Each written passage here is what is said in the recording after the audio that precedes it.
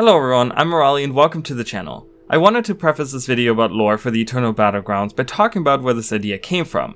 Recently on stream, I was asked about lore regarding the Eternal Battlegrounds, and I realized that ArenaNet left this area blank in terms of lore, and that was probably done so on purpose, as to give them the opportunity to build whatever they wanted within the mists. I was somewhat challenged once again to maybe come up with my own fun backstory for this area. I ended up writing a short story in the form of what I would consider a fairy tale. I tried to lean on existing lore and kind of tied everything together in an interesting way.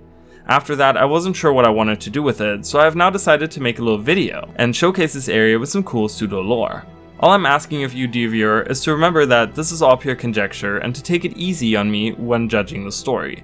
I don't consider myself a very good writer by any means, but I figured why not have some fun with this? Well, with all that out of the way, let's just get right into it.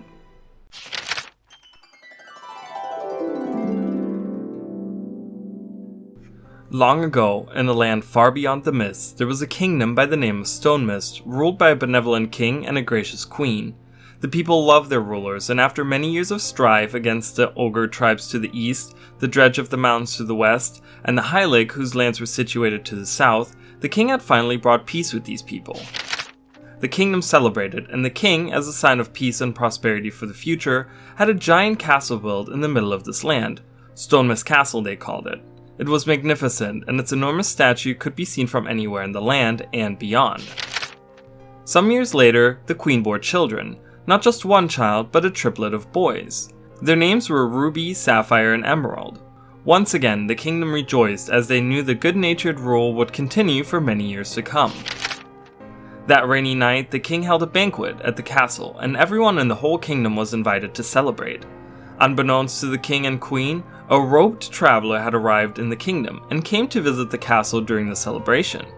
The knights at the castle gate tried to stop the stranger as there was an eerie air about him, but the man argued that the celebration was for everyone to enjoy. With hesitation, the gatekeepers let the stranger through, but had the king informed of his arrival nonetheless.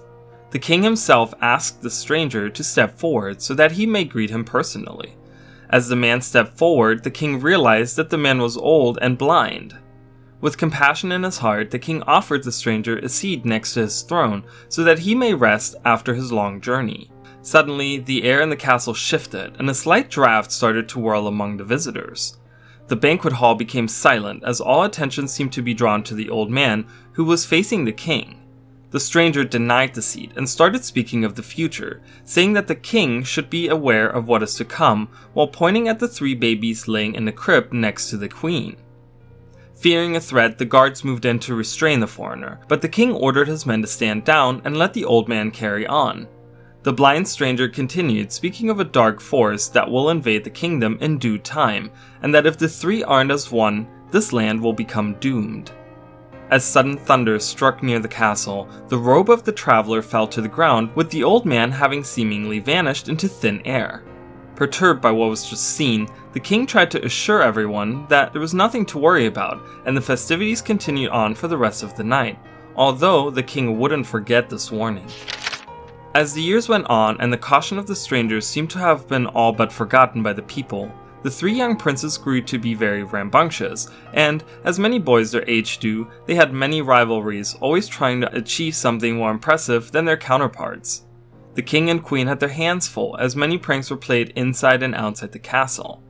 Although the princes were triplets, they each had very distinct personalities, showing strength and almost contrasting attributes, giving the rise to each of them gaining a sort of title. The king, realizing that he wanted his legacy to be peaceful and thinking back on what the stranger had told him, had an idea of teaching his sons to focus their energy on something more creative and prosperous than simple pranks. On their 10th birthday, the king gifted each of his sons an animal companion, tasking them to care for the animal like they were their own. Ruby, the steadfast one, received a rock dog puppy, which was given to the king as a present from the ogres, who had stated that this was the offspring of the most powerful rock dog they had ever raised, hoping that it would make for a fine partner for many years to come.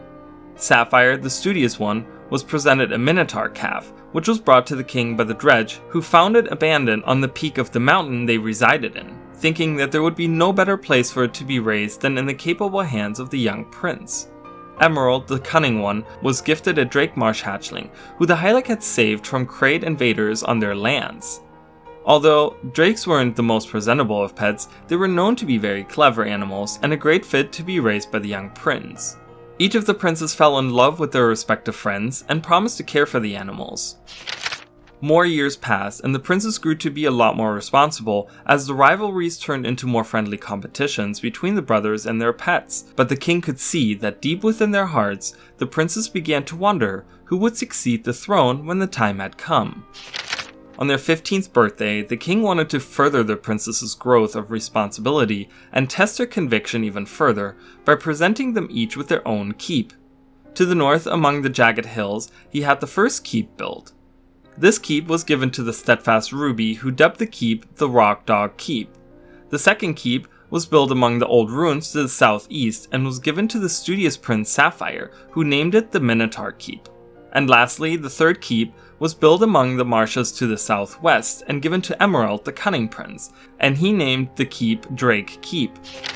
For the next couple of years, the princes focused on training their troops, becoming great commanders in their own right, and making their keep the most magnificent that they could imagine.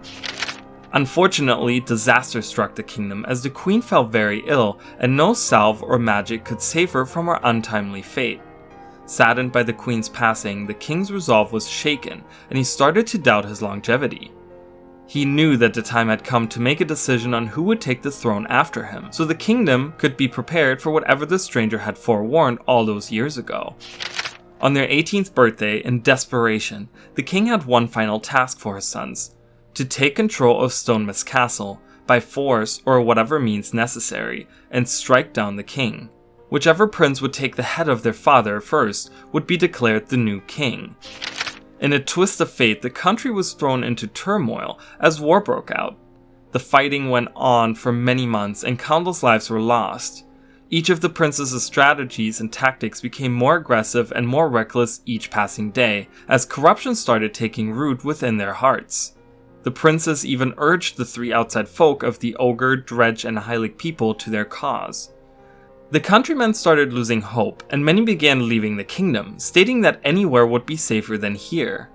The once peaceful land was now unrecognizable from its former glory. Eventually, the fighting came to a head as each of the princes, corrupted by the darkness within their own hearts, simultaneously broke into the inner sanctum of Stonemist Castle.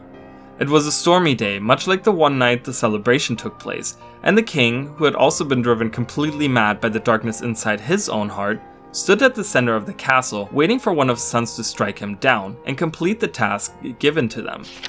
As the princes charged forward to where the king stood, a blinding flash of light appeared out of the sky above the castle. Time seemingly stopped as the king looked around the room, which was filled with soldiers and his three sons and their animal companions, all of whom were unmoving.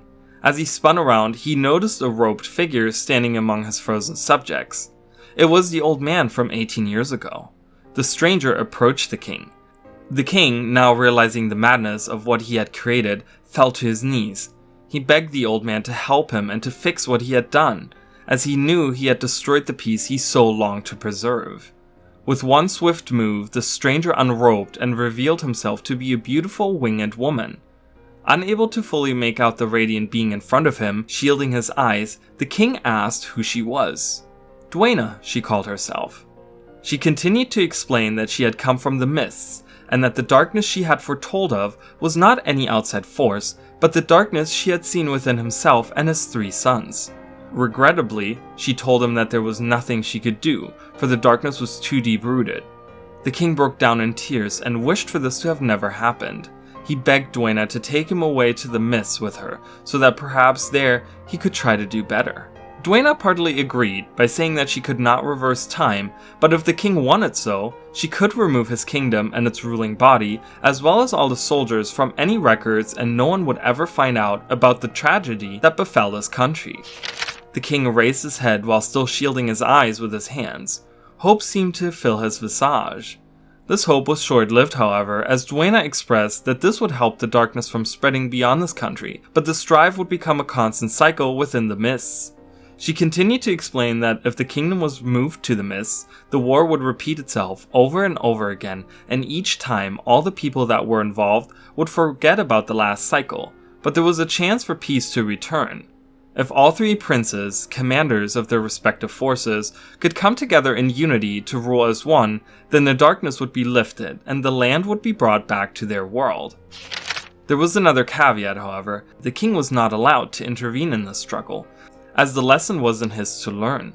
Albeit the answer was clear, the king agreed, hoping that his sons, the commanders and princes of this kingdom, would come to realize the futility of fighting amongst each other. With a smile on her face and no words spoken, Duena lifted her arms and a huge blinding explosion enveloped the entire land, and in the next moment it was gone. The kingdom, the keeps, and Stonemist Castle were now transported to the mists, where even until now the commanders, princes of the land, fight a never-ending war with hopes that one day they stand victoriously among their people, and maybe in time they too will realize the true challenge that lies before them, to rule in unity and peacefulness. Well, I hope you enjoyed this take on what I would imagine the story behind the Eternal Battlegrounds is. And if you like this idea, why not check out some pseudo lore about Charr tanks? I'll leave a link in the description down below. Also, if you enjoyed this video, make sure to hit that like button and maybe consider subscribing for more content like this. Thank you so much for watching, and I will see you all in the next video. Bye guys!